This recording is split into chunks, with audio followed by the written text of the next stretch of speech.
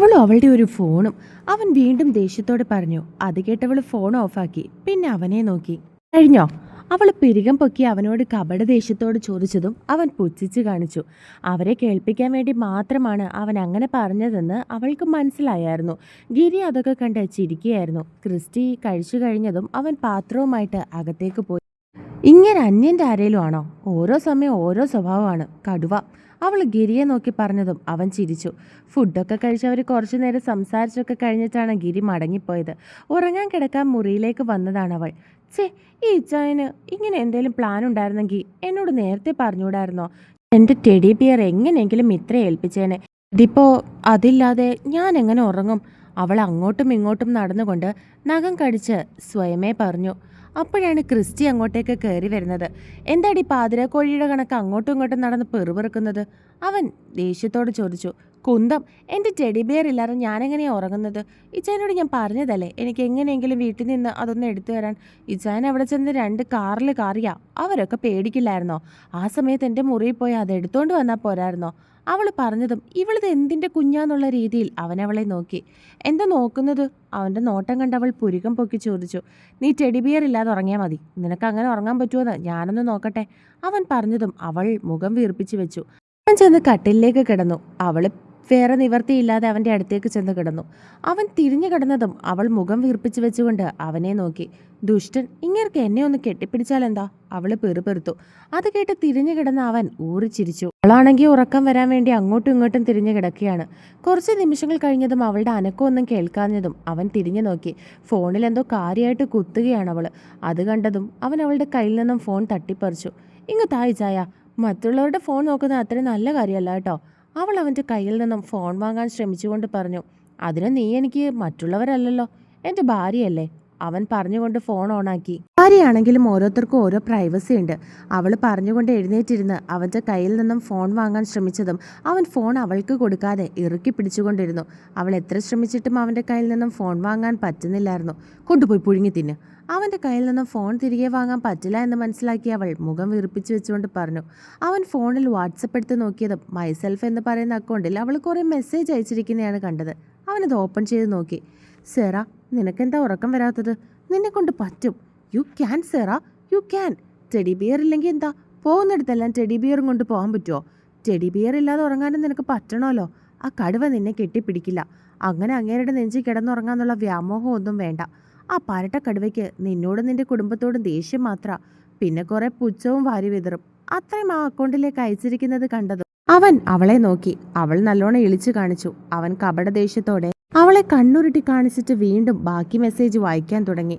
സെറ, നോക്ക്, നീ ഇപ്പോൾ കിടന്നുറങ്ങിയില്ലെങ്കിൽ കണ്ണിനടിയിൽ നിനക്ക് ഡാർക്ക് സർക്കിൾസ് വരും. വൃത്തികേടാണ്. അതുകൊണ്ട് മര്യാദയ്ക്ക് കിടന്നുറങ്ങാൻ നോക്ക്. ആ മെസ്സേജും കൂടി കണ്ടതും അവന് ചിരി സഹിക്കാൻ വയ്യാതെ അവൻ പൊട്ടിച്ചിരിച്ചു. 7 വർഷങ്ങൾക്കിപ്പുറം ആദ്യമായി അവൻ്റെ മനസ്സ് നിറഞ്ഞ് ചിരിക്കുന്നത് കണ്ട് അവൾ ഇമ്മ ചിമ്മാതെ അവനെ തന്നെ നോക്കി. അവൻ ചിരിക്കുന്നത് കണ്ടതും അവൾ കണ്ണെടുക്കാതെ അവനെ തന്നെ നോക്കിക്കൊണ്ടിരുന്നു.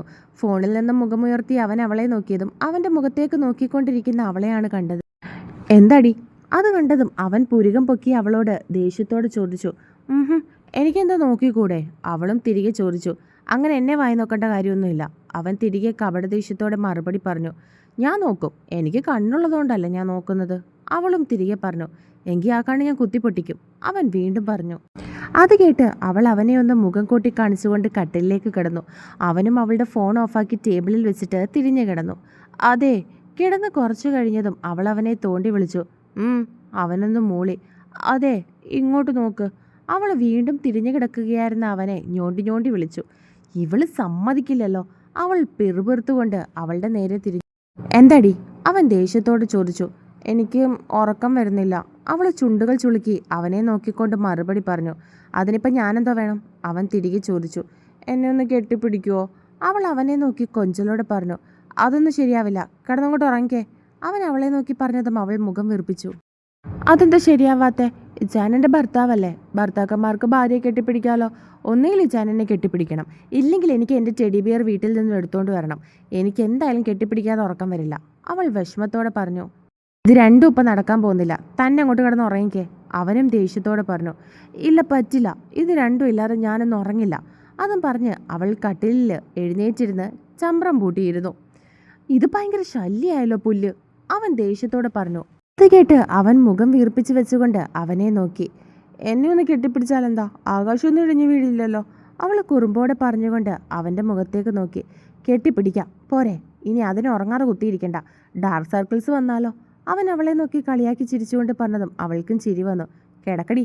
അവളുടെ ചിരി കണ്ടവൻ ദേഷ്യത്തോടെ പറഞ്ഞതും അവൾ വീണ്ടും അവനെ നോക്കി മുഖം വീർപ്പിച്ചു വെച്ചു. ഇനി എന്താ, നിന്നോട് കിടക്കാൻ പറഞ്ഞില്ലേ? അവളുടെ വീർപ്പിച്ചു വെച്ച മുഖം കണ്ട് അവൻ വീണ്ടും പറഞ്ഞു. അതൊന്ന് പതിയെ പറഞ്ഞാലെന്താ, ഇങ്ങനെ അമറി പൊട്ടിക്കുന്ന എന്തിനാ, എനിക്ക് കേട്ടാ പോരെ. അവൾ മുഖം വീർപ്പിച്ചു. ശരി കിടക്ക്, ഇത്ര സമാധാനത്തിൽ പറഞ്ഞാൽ മതിയോ? അവൻ ചോദിച്ചതും അവൾ ചിരിച്ചുകൊണ്ട് തലയാട്ടി. അവൾ അവൻ്റെ അടുത്തേക്ക് കിടന്നതും അവൻ്റെ കൈയെടുത്ത് അവളുടെ വയറ്റിലൂടെ ചുറ്റിക്കൊണ്ട് അവളുടെ കഴുത്തിലേക്ക് മുഖം അമർത്തി. പെട്ടെന്ന് അവൻ അവളുടെ കഴുത്തിലേക്ക് മുഖം അമർത്തിയതും അവൻ്റെ മുഖത്തെ രോമങ്ങൾ അവളുടെ കഴുത്തിൽ സ്പർശിച്ചു. അത് അവൾക്ക് ഇക്കിളിയായി. അവൾ തലയൊന്ന് വെട്ടിച്ചു. എന്താ? അവളൊന്ന് പുളഞ്ഞതും അവൻ കഴുത്തിൽ നിന്ന് മുഖമുയർത്തി അവളെ നോക്കി ചോദിച്ചു. ഇക്കിളിയാവുന്നു, അവൾ കൊഞ്ചലോടെ പറഞ്ഞതും അവന് ചിരി വന്നു. എന്നെ കെട്ടിപ്പിടിക്കണ്ട, ഞാൻ കെട്ടിപ്പിടിച്ചോളാം. അവൾ പറഞ്ഞതും അവൻ നേരെ കിടന്നു. അവൾ അവൻ്റെ നെഞ്ചിലേക്ക് തലവെച്ചുകൊണ്ട് അവനെ ചുറ്റിപ്പിടിച്ചു. അവനും ഒരു കൈകൊണ്ട് അവളുടെ ഇടുപ്പിലൂടെ ചുറ്റി അവനിലേക്ക് അവളെ ചേർത്തു പിടിച്ചു. അപ്പോഴും ഇരുവരുടെയും ചുണ്ടുകളിൽ ഒരു പുഞ്ചിരി ഉണ്ടായിരുന്നു. അവൾ അവൻ്റെ ചൂടിൽ പതിയെ കണ്ണുകൾ അടച്ചു. അവനും സന്തോഷത്തോടെ അവളെ ചേർത്ത് പിടിച്ചുകൊണ്ട് മയങ്ങി. പിറ്റേന്ന് രാവിലെ അവൻ കണ്ണുകൾ തുറന്ന് എഴുന്നേറ്റതും അടുത്ത് അവളെ കണ്ടിരുന്നില്ല. അവൾ രാവിലെ ഉറക്കം എഴുന്നേറ്റ് കാണുമെന്ന് അവൻ കരുതി. അവൻ പതിയെ കട്ടിലേക്ക് എഴുന്നേറ്റിരുന്നു. കുറേ വർഷങ്ങൾക്ക് ശേഷം ഇന്നലെയാണൊന്ന് സുഖമായിട്ട് ഉറങ്ങിയതെന്ന് അവൻ ഓർത്തു. അതും തൻ്റെ പെണ്ണിനെ ചേർത്ത് പിടിച്ച്. അത് ഓർത്തതും അവൻ്റെ ചുണ്ടിൽ പുഞ്ചിരി വിരിഞ്ഞു. അവൾക്ക് ഇതുവരെയും പഴയ സെറയിൽ നിന്നും ഒരു മാറ്റവും വന്നിട്ടില്ല എന്നവൻ ചിന്തിച്ചു. ഈ 7 വർഷം ഒരു ദിവസം പോലും അവളെ ഓർക്കാതെ കടന്നു പോയിട്ടില്ല. അത്രയും മനസ്സിൽ അവൾ സ്ഥാനം ഉറപ്പിച്ചിരുന്നു. എന്നും അവളെ ഓർത്തുകൊണ്ടാണ് എഴുന്നേൽക്കുന്നതും രാത്രി കിടന്നുറങ്ങുന്നതും. ഗിരി കാണാൻ വരുമ്പോഴൊക്കെ അവളെക്കുറിച്ച് ചോദിക്കും. അവനോട് ഏറ്റവും കൂടുതൽ സംസാരിക്കുന്നതും വിശേഷങ്ങൾ അറിയാൻ ശ്രമിക്കുന്നതും അവളെപ്പറ്റി മാത്രമായിരുന്നു. മരിക്കുന്നതിന് മുൻപ് അമ്മച്ചിയും അപ്പച്ചനും ഏൽപ്പിച്ചിട്ട് പോയത് അവളെ.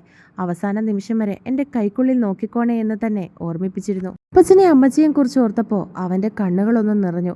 പിന്നെ മറ്റെന്തോ ഓർത്തതും അവൻ്റെ മുഖം ദേഷ്യം കൊണ്ട് വലിഞ്ഞു മുറുകി. ഇച്ചായ. പെട്ടെന്ന് അവളുടെ വിളി കേട്ടതും അവൻ്റെ മുഖത്ത് ദേഷ്യം മാഞ്ഞു. അവൻ തല ഉയർത്തി അവളെ നോക്കി. എനിക്കൊരു ചായ ഇട്ട് തരുമോ? അവൾ നഖം കടിച്ചുകൊണ്ട് അവനോട് ചോദിച്ചു. എന്തോന്ന്? അവൻ നെറ്റി ചുളിച്ചു. എനിക്കൊരു ചായ. എനിക്ക് ചായ ഇടാൻ അറിയില്ല. എഴുന്നേൽക്കുമ്പോൾ എനിക്ക് ചായ കുടിക്കണം, ഇല്ലെങ്കിൽ എനിക്ക് തലവേദനിക്കും, പ്ലീസ്. അവൾ കൊഞ്ചിക്കൊണ്ട് പറഞ്ഞു. നിനക്ക് ചായ ഇടാൻ അറിയില്ലേ? അവൻ സംശയത്തോടെ അവളോട് ചോദിച്ചു. ഇല്ല, എനിക്ക് കുടിക്കാനറിയാം. അവൾ ചിരിച്ചുകൊണ്ട് പറഞ്ഞതും അവൻ കപടദേഷ്യത്തോടെ അവളെ നോക്കി. അതിന് അവൾ നല്ലോണം ഇളിച്ചു കാണിച്ചു. നീ ഇന്ന് കുളിച്ചില്ലേ? തലേന്നിട്ട ഡ്രസ്സ് തന്നെ അവൾ ഇട്ടിരിക്കുന്നത് കണ്ട് അവൻ സംശയത്തോട് ചോദിച്ചു. എന്തിനാ രാവിലെ കുളിക്കുന്നേ? എനിക്ക് തണുക്കും, ഞാൻ വൈകിട്ട് കുളിച്ചോളാം. അവൾ അവനെ നോക്കി മറുപടി പറഞ്ഞു. വിയർക്കില്ലേ? അവൻ സംശയത്തോട് ചോദിച്ചു. പിന്നെ എന്തെടുത്തിട്ട് വിയർക്കാനാ? എനിക്കങ്ങ് വയ്യ രാവിലെ കുളിക്കാൻ. ഇച്ചായം പോയങ്ങോട്ട് കുളിക്ക്. അവൾ മുഖം കൂട്ടി കാണിച്ചുകൊണ്ട് പറഞ്ഞു. അവനതിന് തിരിച്ചൊന്നും തന്നെ പറയാതെ ബാത്റൂമിലേക്ക് കയറി. സെറ സെറ. അവൻ ബാത്റൂമിൽ നിന്നും അവളെ വിളിക്കാൻ തുടങ്ങി. ഫോണിൽ റീൽസ് കണ്ടുകൊണ്ടിരുന്ന അവൾ അവൻ്റെ വിളി കേട്ട് ബാത്റൂമിൻ്റെ അടുത്തേക്ക് ചെന്നു. സേറ. അവൻ വീണ്ടും വിളിച്ചു. ഞാനിവിടെ ഉണ്ട്, എന്താ? അവൾ സംശയത്തോടെ അവനോട് ചോദിച്ചു. ഞാൻ ടവൽ എടുത്തില്ല, ഒന്ന് എടുത്തിട്ട് വാ. അവൻ പറഞ്ഞതും അവൾ മുറിയിൽ മുഴുവൻ നോക്കി. പിന്നെ അലമാര തുറന്നപ്പോൾ അതിലിരിപ്പുണ്ടായിരുന്നു ഒരു ടവൽ. അവൾ അതും എടുത്ത് ബാത്റൂമിൻ്റെ അടുത്തേക്ക് നടന്നു. ഇച്ചായ ഇച്ചായ ദേ. ഒരു കൈയിൽ മൊബൈലും പിടിച്ച് മറുകൈയിൽ ടവലും നീട്ടിക്കൊണ്ട് അവൾ വിളിച്ചതും അവൻ കതക് തുറന്നു. അവനെ നോക്കാതെ ടവലും നീട്ടിപ്പിടിച്ച് ഫോണിലേക്ക് നോക്കിക്കൊണ്ടിരിക്കുന്ന അവളെ കണ്ട് അവനൊരു കുസൃതി തോന്നി. അവൻ അവളെ വലിച്ച് ബാത്റൂമിലേക്ക് കയറ്റി. അവൾ ഞെട്ടി അവനെ നോക്കിയതും അവൻ അവളെ നോക്കി മൊത്തത്തിൽ ഒന്ന് മീശ പിരിച്ചു. നീ കുളിക്കില്ല അല്ലേ? ഞാൻ കുളിപ്പിച്ചോളാം. അവൻ അവളുടെ കയ്യിലിരുന്ന മൊബൈൽ വാങ്ങി ബാത്റൂമിലുണ്ടായിരുന്ന കബോർഡിലേക്ക് വെച്ചിട്ട് അവളെ നോക്കിക്കൊണ്ട് പറഞ്ഞു. അത് കേട്ടതും അവളുടെ ശരീരം മുഴുവൻ വിറച്ചു. അവൾ വിയർക്കാൻ തുടങ്ങി. മുണ്ട് മാത്രം ഉടുത്തു നിൽക്കുന്ന അവനെ കണ്ടതും അവൻ മനഃപൂർവ്വം പണിഞ്ഞതാണെന്ന് തന്നെ അവൾക്ക് മനസ്സിലായി. അവൾ ദയനീയമായി അവൻ്റെ മുഖത്തേക്ക് നോക്കിയതും അവൻ ചിരിച്ചുകൊണ്ട് അവളുടെ അടുത്തേക്ക് നടന്നു. ഇച്ചോയ വേണ്ട. അവൻ അടുത്തേക്ക് വരുന്നത് കണ്ട് അവൾ വിറയലോടെ പറഞ്ഞു. അങ്ങനെ പറഞ്ഞ എങ്ങനെയാ സേറാ? നമുക്ക് കുളിക്കണ്ടേ? അവൻ അവളുടെ അടുത്തേക്ക് ചെന്ന് മീശ പിരിച്ചുകൊണ്ട് ചോദിച്ചു. വേണ്ട, ഞാൻ ഒരു നേരെ കുളിക്കൂ, ഞാൻ പിന്നെ കുളിച്ചോളാം, എനിക്ക് തണുക്കും. അവൾ അവൻ്റെ മുഖത്തേക്ക് നോക്കി വീണ്ടും പേടിയോടെ പറഞ്ഞു. ഇച്ചായനുള്ളപ്പോൾ സേറക്കൊച്ചിനെങ്ങനെയാ തണുക്കുന്നത്? ചൂട് തരാൻ ഇച്ചായനല്ലടി നിൻ്റെ കൂടെയുള്ളത്. അവൻ അവളുടെ ഇരുവശത്തും കൈവച്ച് ലോക്ക് ചെയ്ത് പിടിച്ചുകൊണ്ട് പറഞ്ഞു. അവൻ്റെ നോട്ടത്തിൽ അവൾക്ക് എന്തൊക്കെയോ തോന്നി.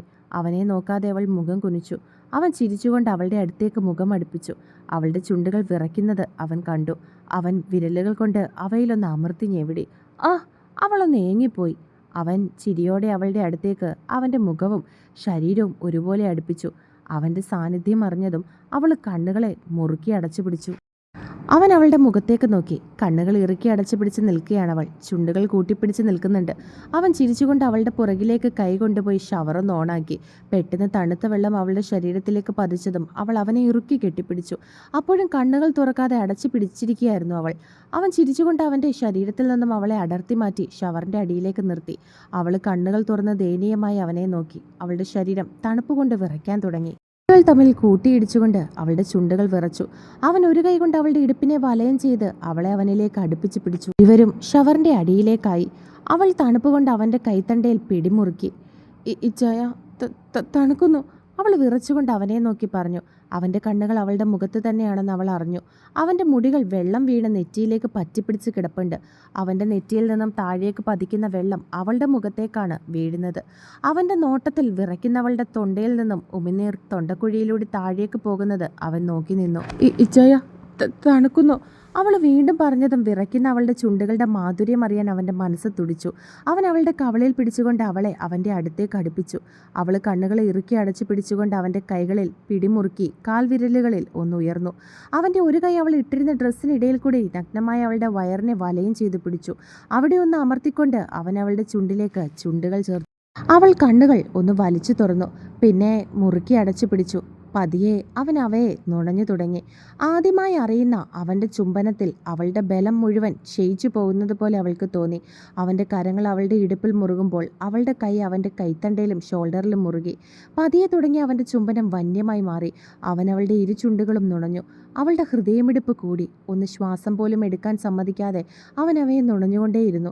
ഷവറിൽ നിന്നും ഇരുവരുടെയും ശരീരത്തിലേക്ക് വീഴുന്ന വെള്ളവും ചുംബനവും എല്ലാം അവരുടെ ശരീരത്തെ ചൂട് പിടിപ്പിച്ചു. അവൻ്റെ കരങ്ങൾ ഇടുപ്പിൽ നിന്നും അവളുടെ ശരീരത്തിലെ പല സ്ഥലത്തേക്കും അലഞ്ഞു. പലയിടത്തും അവൻ കരങ്ങൾ മുറുക്കി. അതിൻ്റെ ഫലം എന്ന പോലെ കുറുകി. അതറിഞ്ഞതും അവളുടെ കണ്ണുകൾ നിറഞ്ഞു. അപ്പോഴും അവളുടെ ചുണ്ടിനെ മോചിപ്പിക്കാൻ അവൻ തയ്യാറായില്ല. അവൾക്ക് ശ്വാസം മുട്ടിയതും അവൻ അവളെ മോചിപ്പിച്ചു. അവൾ ശ്വാസം എടുക്കാൻ കഷ്ടപ്പെട്ടുകൊണ്ട് അവനെ നോക്കി.